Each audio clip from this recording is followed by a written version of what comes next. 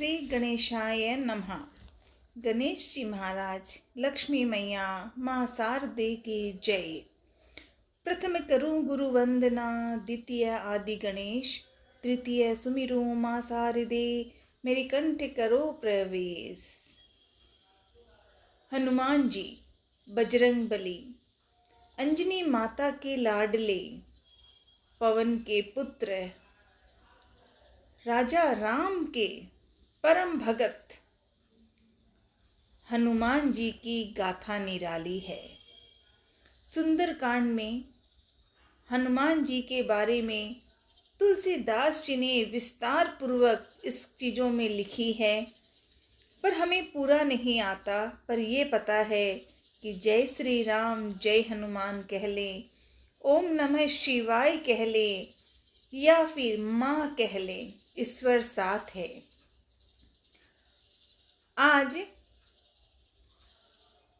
सुंदरकांड से ही दो चार शब्द बोलने का प्रयास करते हैं। ईश्वर की कृपा, ईश्वर की प्रार्थना करने के लिए मन के विश्वास को देना आवश्यक है। जय श्री राम जय हनुमान, राधे राधे।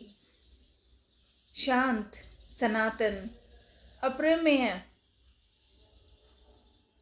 परम शांति देने वाले ब्रह्मा, शंभु और शेष जी से निरंतर सेवित वेदांत के द्वारा जानने योग्य सर्व व्यापक देवताओं में सबसे बड़े, माया से मनुष्य रूप में दिखने वाले, समस्त पापों को हरने वाले, करुणा की खान, रघुकुल में श्रेष्ठ तथा राजाओं के शिरोमणि राम कहलाने वाले जगदीश्वर की मैं वंदना करता हूँ। हम सब वंदना कर रहे हैं। जय श्री राम जय हनुमान। हे रघुनाथ जी, मैं सत्य कहता हूँ और फिर आप सबके अंतरात्मा ही हैं।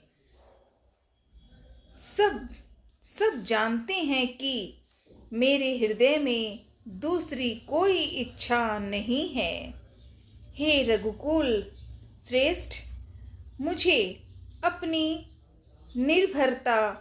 निर्भरा पूर्ण भक्ति दीजिए और मेरे मन को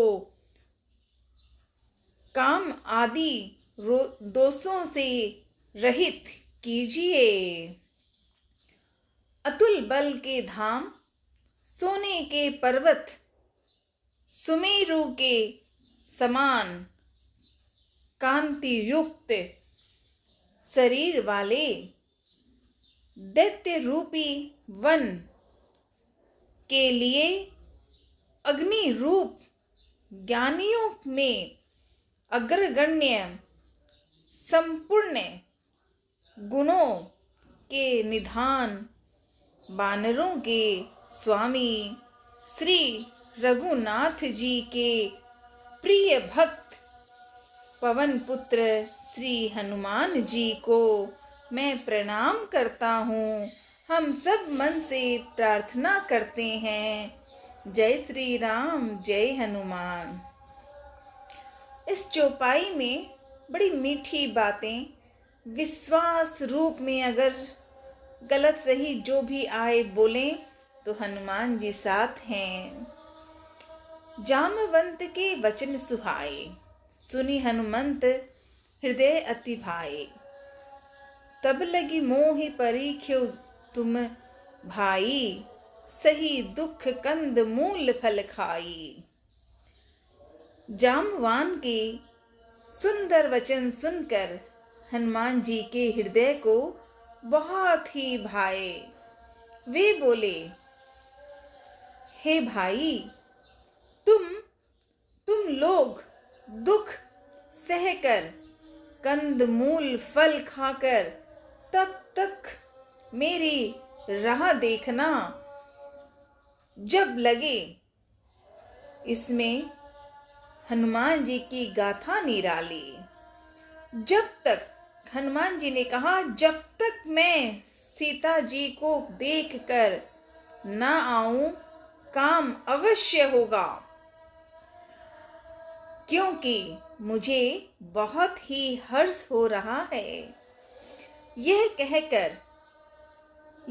कहकर और सबको मस्तक नवाकर तथा हृदय में श्री रघुनाथ जी को धारण करके हनुमान जी हर्षित होकर चले।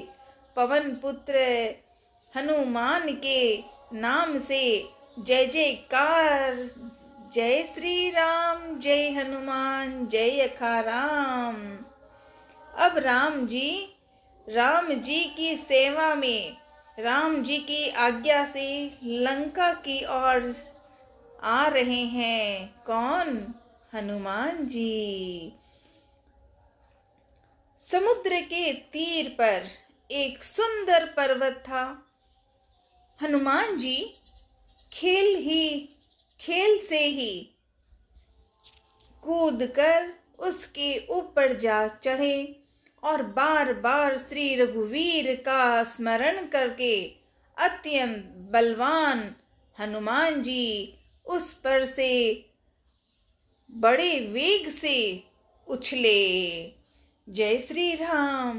हनुमान जी ने एक लंबी सी ऐसी कि देख कर ही समझ में नहीं आएगा कि इतनी दुनिया में कैसे जा सकते हैं, और हनुमान जी चुटकी में चल दिए।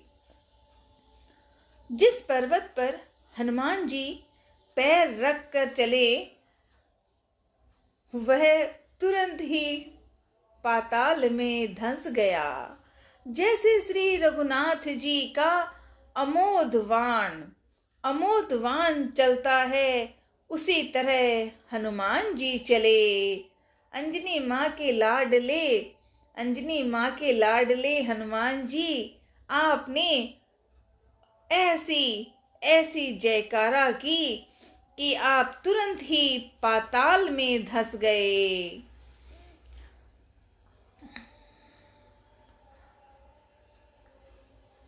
समुद्र ने उन्हें श्री रघुनाथ जी का दूत समझकर मैनाक पर्वत से कहा कि हे मैनाक, तू इतनी थकावट दूर करने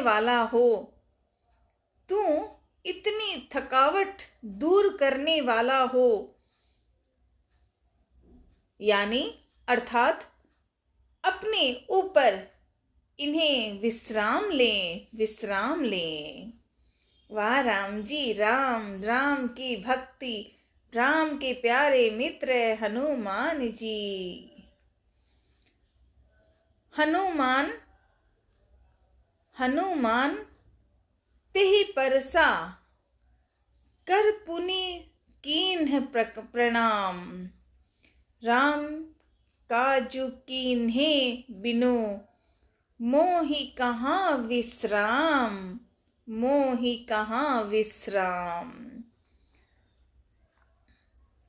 हनुमान जी ने उसे हाथ से ही छू लिया।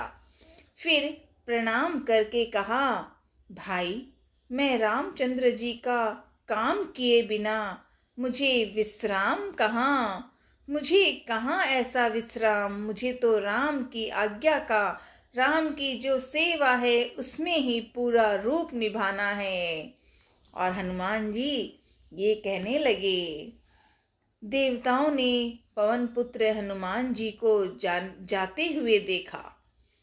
उनकी विशेष बल बुद्धि को जानने के लिए परीक्षार्थी उन्होंने सुरसा नामक सर्पों की माता को भेजा। उसने आकर हनुमान जी से यह बात कही। क्या कही? उन्होंने कहा, आज देवताओं ने सुरसा ने क्या कहा, आज देवताओं ने मुझे भोजन दिया है। यह वचन सुनकर पवन कुमार हनुमान जी ने कहा, मैं राम जी का कार्य करके मैं लौट आऊं और सीता जी की खबर प्रभु को सुना दूं। तब मैं आकर तुम्हारे मुंह में घुस जाऊंगा, तुम मुझे खा लेना ना। हनुमान जी ने ये बात कही तो हे माता, हनुमान जी कह रहे हैं, हे माता, मैं सत्य कहता हूं, अभी मुझे जाने दें। जब किसी भी उपाय से उसने जाने नहीं दिया, तब हनुमान जी ने कहा, तो ठीक है, तो फिर मुझे खा ही जाओ ना, खा लो। उनकी ये बात सुनकर सुरसा ने देखा, सोच रहे होंगे कि राम के भक्त हनुमान ने क्या जवाब दिया। उसने योजन भर 4 कोस में मुंह फैलाया। तब हनुमान जी ने अपने शरीर को उससे दूना कर दिया। उसने 16 योजन का मुख किया। हनुमान जी तुरंत ही 32 योजन के हो गए। जय हो, जय हनुमान, जय हनुमान। जैसे जैसे सुरसा मुंह का विस्तार बढ़ाती थी, हनुमान जी उसका दूना रूप दिखलाते थे। उसने 100 योजन 400 कोस का मुख किया। तब हनुमान जी ने तुरंत ही छोटा रूप धारण कर लिया। वाह भाई वाह हनुमान जी। तब हनुमान जी ने बहुत ही छोटा रूप धारण कर लिया और उसके मुंह में घुसकर तुरंत और फिर बाहर निकल आए और उसे सिर नवाकर विदा मांगने लगे। खुद हनुमान जी उसके मुंह में घुसकर फिर बाहर निकल आए। बस गए और आए इस तरह का, और उसे सिर नवाकर विदा मांगने लगे। उसने कहा, मैंने तुम्हारी बुद्धि बल का भेद पा लिया, जिसके लिए देवताओं ने मुझे भेजा था। जय हो, जय हो। राम काजु सबु करी हूँ तुम्ही, तुम बल बुद्धि विद्या विधान। हनुमान जी की सुंदरकांड की कथा बहुत निराली है। हालांकि हमें हिंदी बोलनी नहीं आती, पर हनुमान की कथा याद आ जाए, 2 शब्द आ जाते हैं, एक शब्द भी तो दिल खुश हो जाता है। जय श्री राम, जय हनुमान। तो तुम भी रामचंद्र जी का सब कार्य करोगे। सुरसा ने ये कहा।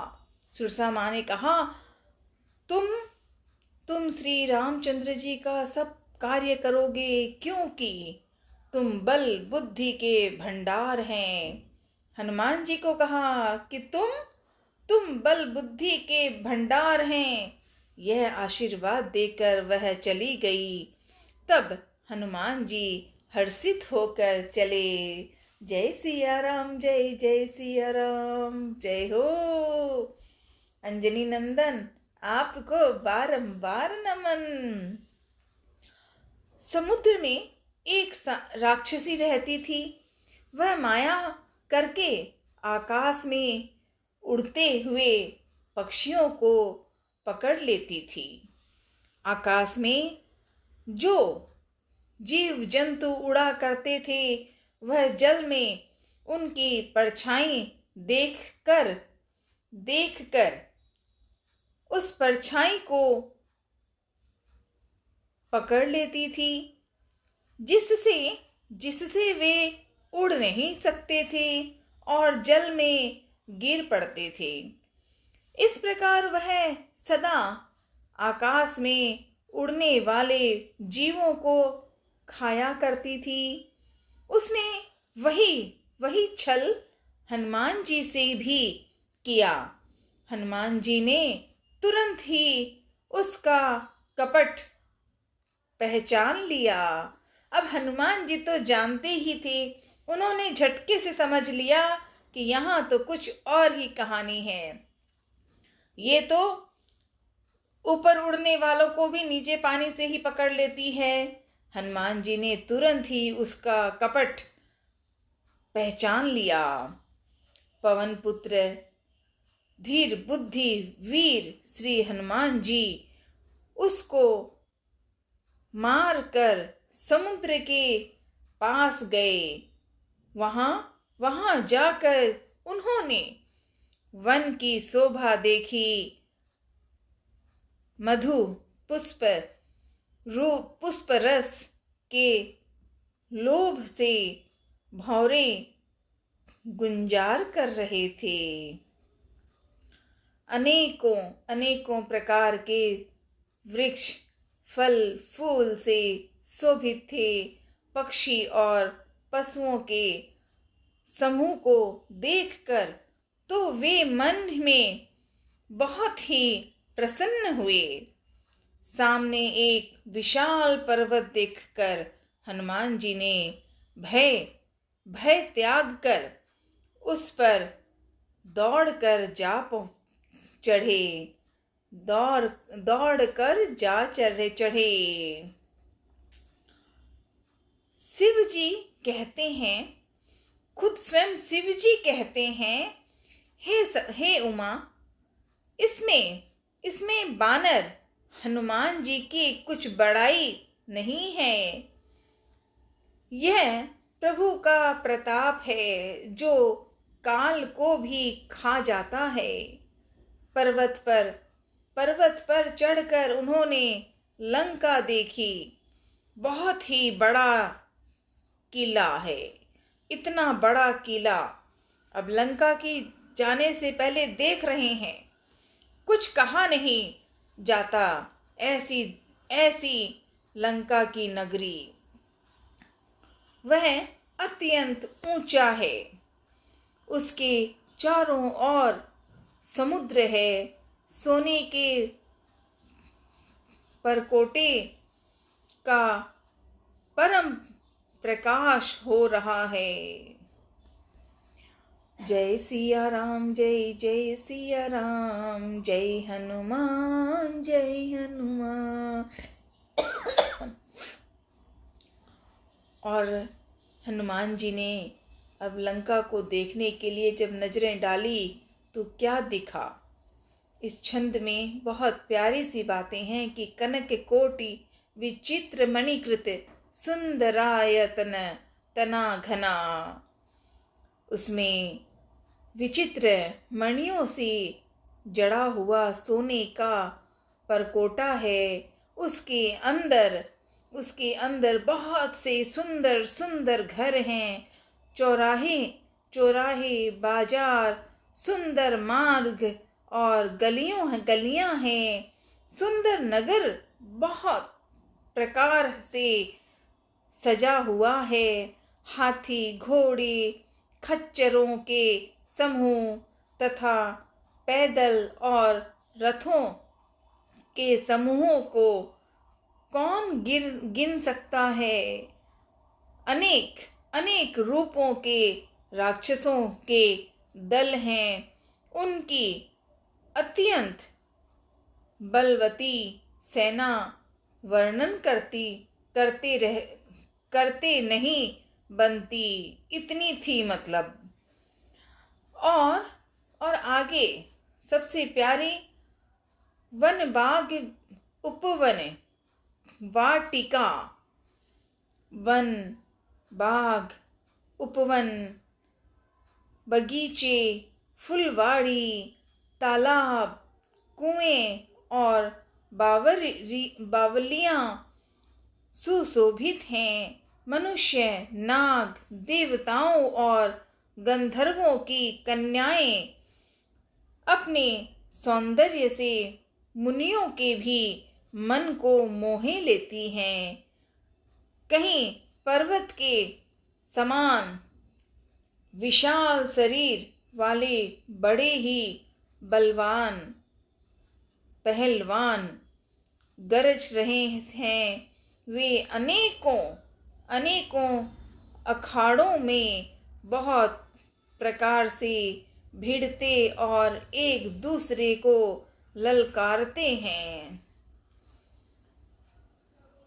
जय श्री राम। कैसी कितनी लंका को देख रहे हैं अब हनुमान जी। आगे क्या देखा? आगे देखा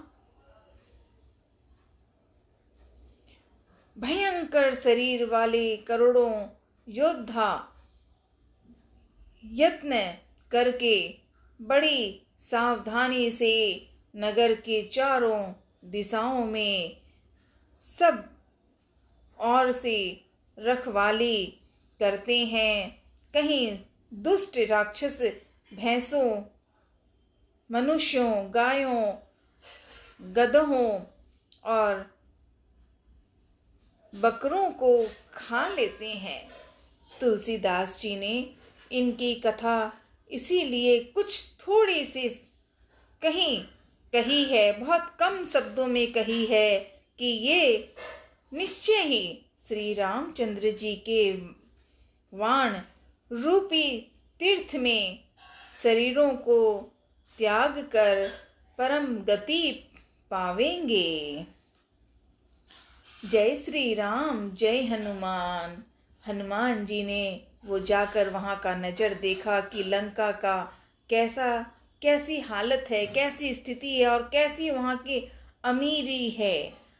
रावण की वो अमीरी, जिसके पास खाना पीना, रहन सहन, मकान, सब कुछ, हरियाली भी, पेड़ पौधे भी। फिर पुर रखवारे देखी बहु, कपि मन कीन विचार। अति लघु रूप धरो निसी, नगर करो पैसार। नगर के बहुसंख्यक रखवालों को देखकर हनुमान जी ने मन में विचार किया कि अत्यंत छोटा रूप धरूं, सबसे पहले तो अत्यंत छोटा सा रूप धरूं और रात के समय नगर में प्रवेश करूं। जय श्री राम, जय हनुमान। हनुमान जी ने अब लंका पहुंचने के लिए सबसे पहला किया कि अत्यंत छोटा रूप धारूं और वहां पर रात के समय अंधेरे में, और वहाँ तो सभी लोग भरती रहते हैं, तो आगे चलना है तो रात के समय नगर में प्रवेश करूं। और आगे की कथा इतनी प्यारी है, पूरी बातें ही।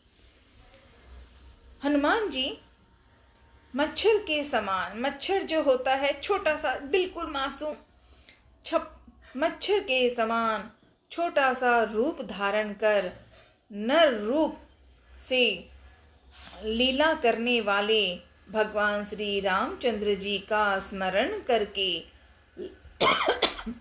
लंका को चले। लंका के द्वार पर लंकिनी नाम की एक राक्षसी रहती थी। वह बोली, मेरा निरादर करके बिना मुझसे पूछे कहाँ चला जा रहा है। और उस राक्षसी ने राम जी को तो ये कहना कि राम जी ही जानते हैं, राम जी के प्यारे भगत हनुमान जी हैं। तो राक्षसी ने कहा, मेरा निरादर करके कहाँ जा रहे हो?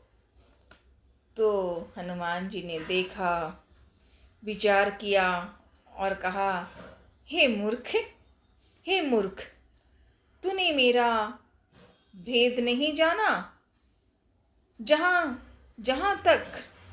जहां तक वे सब मेरे आहार हैं। महाकपि हनुमान जी ने उसे एक घूंसा मारा। हनुमान जी ने एक घूंसा मारा, जिससे वह खून की उल्टी करती हुई पृथ्वी पर लुढ़क गई। राक्षसी को भी समझाई दिया हनुमान जी ने कि क्या करना होता है। वह लंकिनी फिर अपने को संभाल कर उठी और डर के मारे हाथ जोड़कर विनती करने लगी। रावण को जब ब्रह्मा जी ने वर दिया था, तब चलते समय उन्होंने मुझे राक्षसों के विनाश की यह पहचान बता दी थी कि जब तू बंदर के मारने से, क्या कहा राक्षस ने? जब तू बंदर के मारने से व्याकुल हो जाए, तब तू राक्षसों का संहार हुआ जान लेना। समझ लो कि वहां पे विनाश होगा तुम्हारा। हे तात, अब लंकिनी कहती हैं, हे तात, मेरे बड़े पुण्य हैं जो मैं श्री रामचंद्र जी के दूत, यानी आप हनुमान जी को कह रहे हैं, और जो मैं श्री रामचंद्र जी के दूत को नेत्रों से देख पाई हूँ। जय श्री राम, जय हनुमान। फिर हे तात, स्वर्ग और मोक्ष के सब सुखों को तराजू के एक पलड़े में रखा जाए तो भी मैं सब मिलकर दूसरे पलड़े पर खड़े हुए उस सुख के बराबर नहीं हो सकते जो लव मात्र के सत्संग में होता है। जय श्री राम, जय हनुमान। कथा निराली, बड़ी प्यारी। हनुमान की बात जब सुनते दिल में प्रसन्नता आ जाती। जय श्री राम, जय श्री राम, जय श्री राम, जय श्री राम। प्रविश नगर की जे सब काजा, प्रविश नगर की जे सब काजा, हृदय राखी कौशलपुर राजा। गरल सुधा रिपु करहि मिताई, गरल सुधा रिपु करहि मिताई, गोपद सिंधु अनल सितलाई। अयोध्यापुरी के राजा श्री रघुनाथ जी को हृदय में रखे हुए नगर में प्रवेश करके सब काम कीजिए। उसके लिए विष अमृत हो जाता है। शत्रु मित्रता करने लगते हैं। समुद्र गाय के खुर के बराबर हो जाता है। अग्नि में शीतलता आ जाती है। और ये गरुड़ जी, सुमेरु पर्वत उसके लिए रज के समान हो जाता है, जिसे श्री रामचंद्र जी ने एक बार कृपा करके देख लिया। तब हनुमान जी ने बहुत ही छोटा रूप धारण किया और भगवान का स्मरण करके नगर में प्रवेश किया। जय सिया राम, जय जय सिया राम, जय सिया राम, जय जय सिया राम। हनुमान जी पहुँचे हैं, अब लंका में होगा प्रवेश। मंदिर मंदिर प्रति करी शोधा। उन्होंने एक एक प्रत्येक महल की खोज की। उस खोज में चारों तरफ देखा, जहां तहां असंख्य योद्धा देखे। फिर हनुमान जी रावण के महल में गए। वह अत्यंत विचित्र था, जिसका वर्णन नहीं हो सकता है। इतना हनुमान जी ने उस रावण को शयन किए देखा, परंतु महल में जानकी जी सीता मैया नहीं दिखाई दी। फिर एक सुंदर महल दिखाई दिया, वहाँ उसमें भगवान का एक अलग मंदिर बना हुआ था। रामायुध अंकृते गृहे, शोभा वर्णि न जाए। नव तुलसी का वृंद तहें, देखी हरस कपीराय। जय सिया राम, जय सिया राम, जय सिया राम, जय जय सिया राम।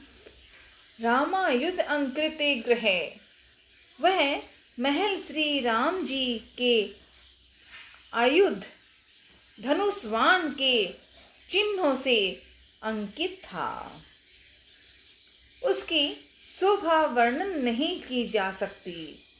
वहाँ नवीन तुलसी के वृक्ष समूहों को देखकर कपिराज श्री हनुमान जी हर्षित हो गए। जय हो।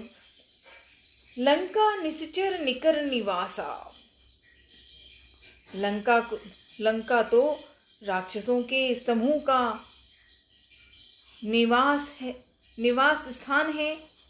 यहाँ सज्जन साधु पुरुष का निवास कहाँ? हनुमान जी मन में इस प्रकार तर्क करने लगे। उसी समय विभीषण जी जागे। राम राम तेहि सुमिरन कीन्हा। उन्होंने राम नाम का स्मरण किया। हनुमान जी ने उन्हें सज्जन जाना और हृदय में हर्षित हुए। हनुमान जी ने विचार किया कि इनसे हट करके अपनी ओर से ही परिचय करूंगा, क्योंकि साधु से कार्य की हानि नहीं होती।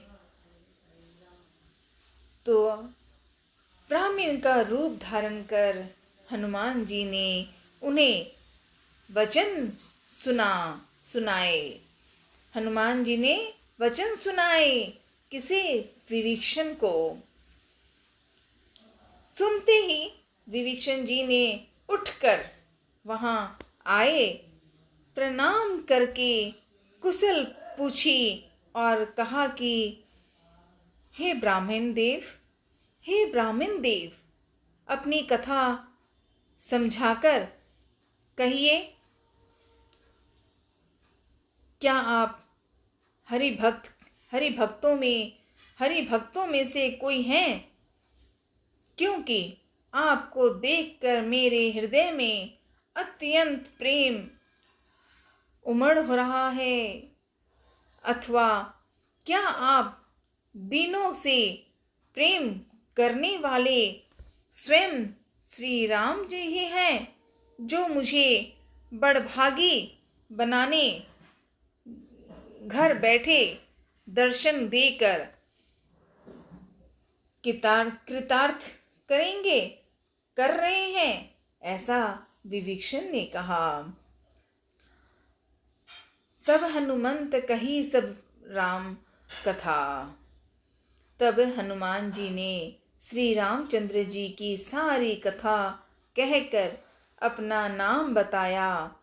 सुनते ही दोनों के शरीर पुलकित हो गए और श्री राम जी के गुण समूहों का स्मरण करके दोनों के मन, दोनों मतलब हनुमान जी और विभीषण जी, प्रेम और आनंद में मग्न हो गए। जय सिया राम, जय जय सिया राम, जय सिया राम। विभीषण जी ने कहा, हे पवन पुत्र, मेरी रहनी सुनो। मैं यहाँ वैसे ही रहता हूँ जैसे दांतों के बीच में बेचारी जीभ है। हे तात, मुझे अनाथ जानकर सूर्य कुल में के नाथ श्री रामचंद्र जी क्या कभी मुझ पर कृपा करेंगे? मेरा तामसी, विभीषण जी कह रहे हैं कि मेरा तामसी राक्षस शरीर होने के साधन तो कुछ बनता नहीं, और न मन में श्री रामचंद्र जी के चरण कमलों में प्रेम ही है। परंतु हे हनुमान, अब मुझे विश्वास हो रहा है कि श्री राम जी की मुझ पर कृपा है, क्योंकि हरि की कृपा के बिना संत नहीं मिलते। हरि की कृपा के बिना संत नहीं मिलते। और इस तरह कहने के बाद जब श्री रघुवीर ने कृपा की है, तभी तो आपने मुझे हठ करके अपनी ओर से दर्शन दिए हैं। हनुमान जी ने कहा कि हे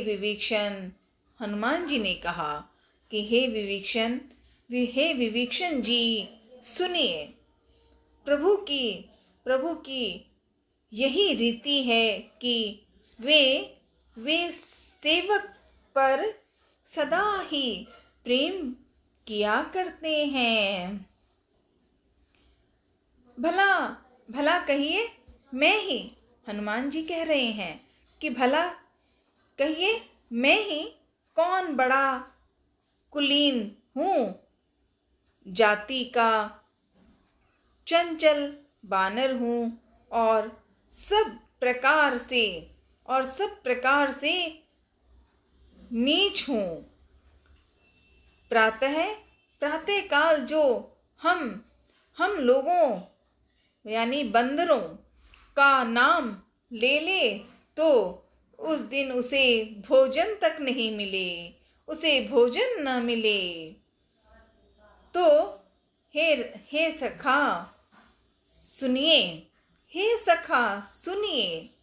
हनुमान जी कह रहे मैं ऐसा अधम हूँ। हनुमान जी अपने लिए खुद के लिए कहते हैं कि मैं ऐसा अधम हूँ, पर श्री रामचंद्र जी ने तो मुझ पर भी कृपा की है। भगवान के गुणों का स्मरण करके हनुमान जी के दोनों नेत्रों में प्रेमाश्रु मन से प्रेम भर गया। जल भरकर मतलब आंखों में नैनों में वो प्रेम है और याद से आंसू से दिख जाते हैं। जो जानते हुए भी ऐसे स्वामी श्री रघुनाथ जी को भुलाकर विषयों के पीछे भटकते फिरते हैं, वे दुखी क्यों ना हो। इस प्रकार श्री राम जी के गुण समूह को कहते हुए उन्होंने अनिर्वचनीय परम शांति प्राप्त की। फिर विभीषण जी ने श्री जानकी जी जिस प्रकार वहाँ लंका में रहती थी वह सब कथा कही। तब हनुमान जी ने कहा, हे भाई सुनो, मैं जानकी माता को देखना चाहता हूँ, मैं जानकी माता को देखना चाहता हूँ। तो जब हनुमान जी ने ऐसा कहा तो विभीषण जी ने सब युक्तियाँ उपाय कहकर सुनाई। तब हनुमान जी विदा लेकर चले। हनुमान जी विदा लेकर आगे बढ़े। कहाँ?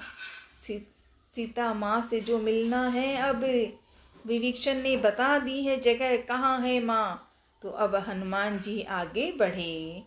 फिर वही का पहले का मसक सरीखा मतलब छोटे से बन गए, रूप धरकर वहाँ गए जहाँ अशोक वाटिका में सीता माँ रही थी। तो जहाँ अशोक वन के जिस भाग में सीता जी रहती थी, सीता जी को देखकर हनुमान जी ने उन्हें मन ही से प्रणाम किया। उन्हें बैठे ही बैठे रात्रि के 4 प्रहर बीत जाते हैं। उन्होंने माँ को देखा। क्या हुआ माँ का? उन्हें बैठे ही बैठे रात्रि के 4 प्रहर बीत जाते हैं। शरीर दुबला पतला हो गया है। माँ सीता की स्थिति दुख से कमजोर हो जाती हैं, सूख गई हैं, दुबली हो गई हैं। सिर पर जटायु की एक वेणी है, लठ लगाते ना सर पे लगाना, वेणी लगाई है। हृदय में श्री रघुनाथ जी के गुण समूहों का जाप करती हैं। हमेशा जय श्री राम, राम की गाथा का नाम, राम की याद को मन में याद रखती हैं। श्री जानकी जी नेत्रों को अपने चरणों में लगाए हुए हैं और देख रही हैं, और मन श्री राम जी के चरण कमलों में लीन है। जानकी जी को दीन दुखी देखकर पवन पुत्र हनुमान जी बहुत ही दुखी हो